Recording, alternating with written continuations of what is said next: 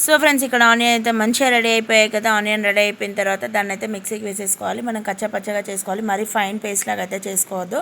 So ఇక్కడైతే మనం ఏదైతే మిర్చి కట్ చేసి పెట్టుకున్నామో ఆ మిర్చిలో ఆ స్టఫ్ని అయితే పెట్టేసేయాలన్నమాట. ఒక కడాయి పెట్టుకొని కడాయిలో 2 టేబుల్ స్పూన్ల ఆయిల్ అయితే వేసేసుకోవాలి. ఆయిల్ వేసుకున్న తర్వాత మనం మిర్చి స్టఫ్ చేసుకున్న మిర్చి ఉంటుంది కదా, ఆయిల్ కొంచెం గోరువెచ్చగా కాగానే వేసుకోవాలి. ఎందుకంటే బాగా హీట్ అవ్వక ముందుకే ఇవి వేసుకోవాలి.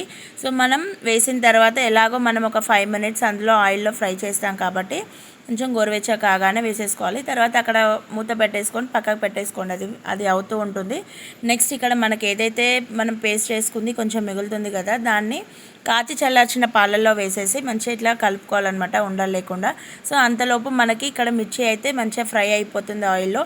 సో మనం పాలలో మిక్స్ చేసుకున్న మిశ్రమం అయితే ఏదైతే ఉంటుందో అది మనం కడాయిలో వేసేసుకొని దాన్ని ఏం ఎక్కువగా కలపకుండా అలాగే మూత పెట్టేసుకొని ఒక 2 మినిట్స్ మగ్గించామంటే ఆయిల్ అంతా బయటకు వచ్చేస్తుంది. సో ఇక్కడైతే ఆయిల్ బయటకు వచ్చింది కదా, మంచిగా కర్రీ అయితే రెడీ అయిపోయిందనమాట.